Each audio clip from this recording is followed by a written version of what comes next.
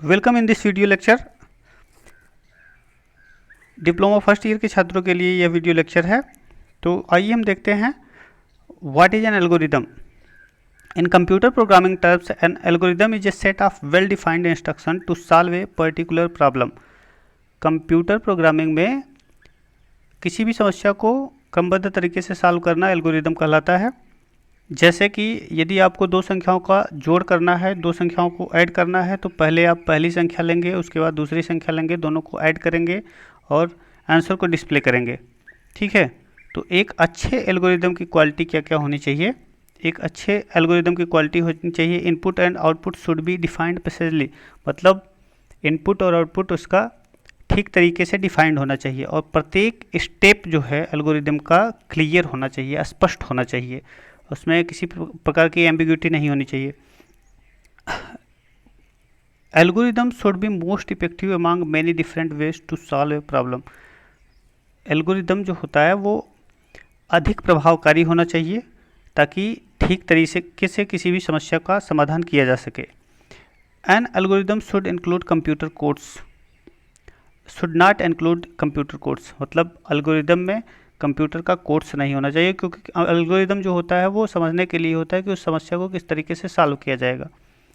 तो चलिए हम कुछ एल्गोरिदम देख लेते हैं। पहला एग्जांपल है add two numbers entered by the user, मतलब जब यूजर दो नंबर एंटर करे तो उसको ऐड कैसे करना है, इसका एल्गोरिदम देखते हैं। तो आपने पढ़ा ही है कि स्टार सबसे एल्गोरिदम को शुरू किया जाता है। तो पहला स्टेप होगा कि हम तीन वेरिएबल लेंगे जिसमें एक num1 num2 और तीसरा सम नाम का वेरिएबल रहेगा।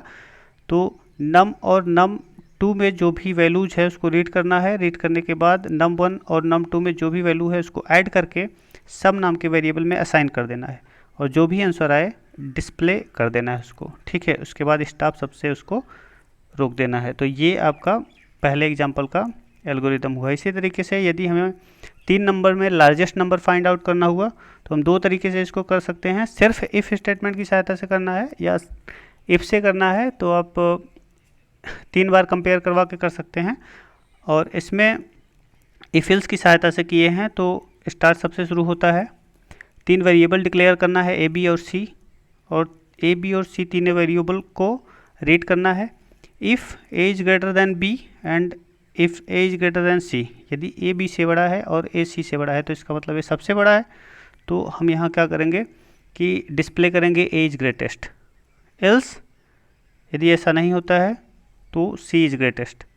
ठीक है, और एल्स एक बार एल्स और लगा देंगे, B is greater than C, यदि सी नहीं ग्रेटर है और बी सी से बड़ा है तो इसका मतलब बी इज ग्रेटेस्ट है, या एल्स जो है डिस्प्ले सी इज ग्रेटेस्ट, मतलब सी अन्यथा सी ही बड़ा है। ठीक है, और स्टॉप सबसे उसको क्लोज कर देते हैं। तो ये दूसरा एग्जांपल था। एक एग्जांपल हम और देख लेते हैं एल्गोरिदम का, जिसमें find root of the quadratic equation A square plus B X plus C. तो जैसे द्विघात समीकरण का आप रूट फाइंड आउट करते हैं तो रूट का फार्मूला आपको पता होगा कि रूट इक्वल टू होता है माइनस बी और plus minus under root B square minus 4ac by 2a। तो ये रूट का फार्मूला होता है। तो यहाँ हमने वेरिएबल ले लिया है A B C D x1 x2 और रियल पार्ट और इमेजिनरी पार्ट नाम से दो ये वेरिएबल ले लिए हैं। ठीक है, और यहाँ पे d इक्वल टू हमने ले लिया है B square minus 4ac, define कर दिया है कि B square minus 4ac D equal to होता है। और अब अगर d इज ग्रेटर और इक्वल टू 0 है, मतलब बी स्क्वायर माइनस 4ac यदि 0 से बड़ा है तो रूट पहला क्या होगा, r1 इक्वल टू क्या होगा minus B plus under root B square minus 4ac by 2a होता है। यदि और दूसरा रूट r2 इक्वल टू क्या होता है minus B minus under root B square minus 4ac by 2a, और दोनों रूट को डिस्प्ले कर देना है, display r1 and r2 as a root. यदि ऐसा नहीं होता है, मतलब d not is not greater और इक्वल टू 0 है, तो इसका मतलब इमेजिनरी पार्ट है। ठीक है, तो उसमें क्या करेंगे हम, तो रियल पार्ट कैलकुलेट करेंगे अलग और इमेजिनरी पार्ट अलग कैलकुलेट करेंगे। तो रियल पार्ट इक्वल टू होता है real part minus B by 2a और इमेजिनरी पार्ट होता है बी स्क्वायर माइनस 4ac/2a जो कि माइनस में आएगा, ठीक है। और रियल पार्ट और इमेजिनरी पार्ट को सबको डिस्प्ले कर देंगे और स्टॉप सबसे इसको क्लोज कर देंगे। तो ये आपका पहला रिवीजन था। आशा करता हूँ आपको पसंद आया होगा। Thank you.